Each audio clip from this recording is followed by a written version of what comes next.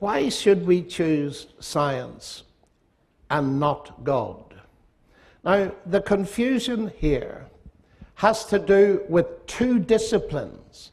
One is theology, the nature of God, and the other is science.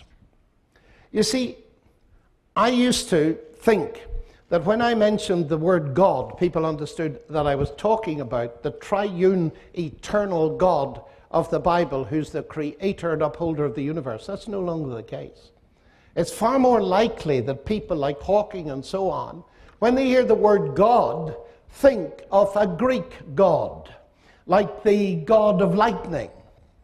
Now, the thing about the god of lightning is that she or he was a science stopper. In other words, if you thought lightning was a god, you better not study it. You might upset the god.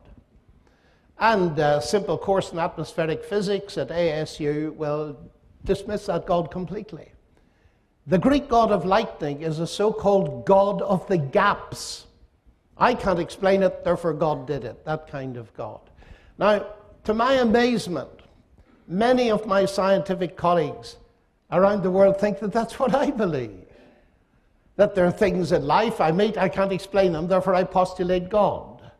So that, as science advances, it fills those gaps and God disappears. Now listen to this very carefully. If that's what you think of God, then you've got to choose between science and God, because that's how you've defined God. Have you got that? If you think of God as a God of the gaps, an X, a placeholder, until science comes up with some kind of explanation, you've got to choose between science and God, because that's the way you define God. And one of the main problems in this debate is not science, it's the definition of God. As I pointed out to Dawkins, much to his irritation, the God he didn't believe in, I don't believe in either. And it's a very important thing to say, because the God of the Bible, well, you've probably read the first line of the Bible. It's very interesting. It says, in the beginning, God created the bits of the universe we don't understand. Doesn't it? No, apparently not. In the beginning, God created the heavens and the earth, which in Hebrew is a merism, meaning everything, the whole show, the bits we understand, the bits we don't. So when Newton discovered his law of gravity, he didn't say, oh, marvelous, I've got a scientific explanation, I don't need God. Of course he didn't. He said, what a marvelous God to do it that way. Because the more he understood of the universe, the more he admired the genius of the God that did it that way. And that's the way your mind works, doesn't it? You're studying engineering here. The more you know of engineering, the more you can admire the engine of a Rolls Royce or a turbojet, not the less. You're studying fine art, the more you know about art and painting, the more you can admire the genius of a Rubens, not the less. This is an absurd argument. We've got to realize that the God claimed by Christians and the three great monotheistic religions is not a God of the gaps. He doesn't disappear on the advance of science. In fact, it's the other way round. We gain more understanding of him the more we do science. This is a massively important thing, because it seems to me one of the main reasons that many scientists think that you have to choose between science and God. Now let me flip to the science side. The whole thing really could be regarded as studying the nature of explanation. Science explains. What does that actually mean? Science explains. Well, let's think about it. I was told at school about the law of gravity. I love the law of gravity. It's a wonderful thing to show students how the elliptical orbits of the planets around the sun come from an equation with only 8 symbols in it. I mean, that's phenomenal stuff, that is. But you see, I made a mistake at school. I thought the law of gravity told me what gravity was. It doesn't, you know. Nobody knows what gravity is. If you don't believe that, read Nobel Prize winner Richard Feynman. You see, we get into a way of thinking that when the word science explains comes, that we're getting a total explanation even within the realm of science, when we're not. The law of gravity is brilliant. It enables you to land people on the moon, even without Einstein's corrections. It doesn't tell you what gravity is. In fact, it was a philosopher, Ludwig Wittgenstein, who made the very profound point on this. He said the greatest deception of modernism is that the laws of nature are explanations of the phenomena of nature. They're not. They are simply descriptions of what normally happens. Now, this is absolutely revolutionary if we get a hold of it. It means that a law of nature only explains at a certain level. Now let's go to the next step. Why is the water boiling? Well, it isn't actually, but why is it boiling? Well, it's boiling because the heat energy from the Bunsen flame is being conducted through the copper base of the kettle, and the molecules of water are getting agitated and so on. That's why it's boiling. Nonsense. It's boiling because I want a cup of tea. Now, this is very profound stuff, isn't it? Ha!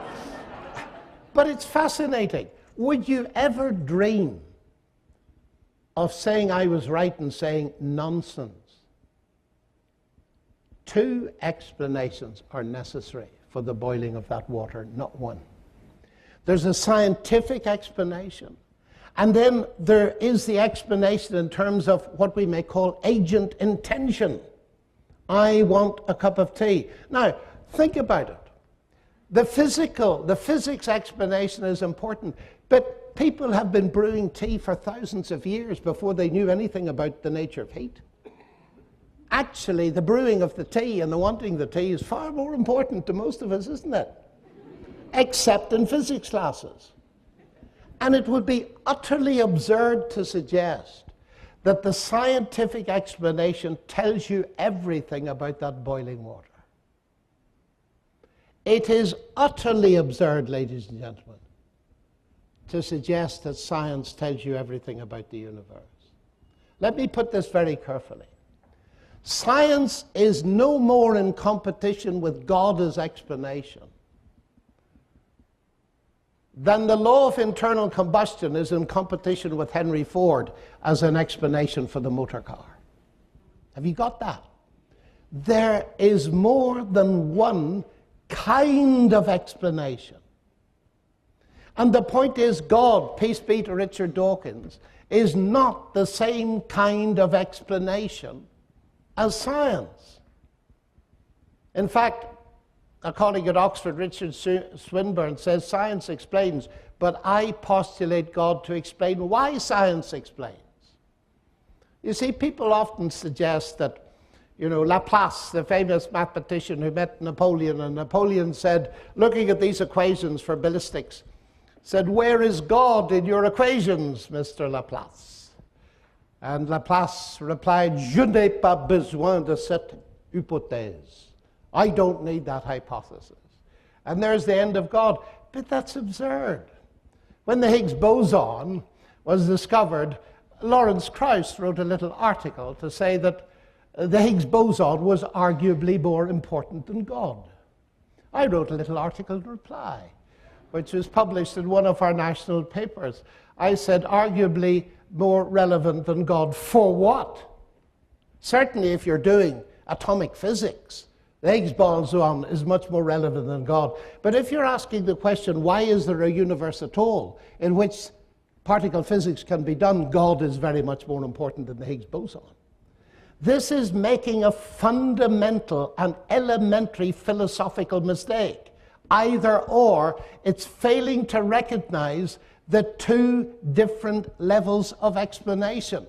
Now, I find kids at school can understand this. I find many professors, and I'm being honest with you, cannot, because they've totally bought into the idea that the only level of explanation possible is a scientific one. And it's manifestly false, and it leads into a huge fault. Let me put it this way. Mechanism and agency is one way to describe things. And mechanism and law, and then on the other hand, we have got agency. So the idea that God and science are incompatible results from two profound and very simple mistakes. One, the nature of God. God is not a God of the gaps. 2, the nature of scientific explanation. It's only one level.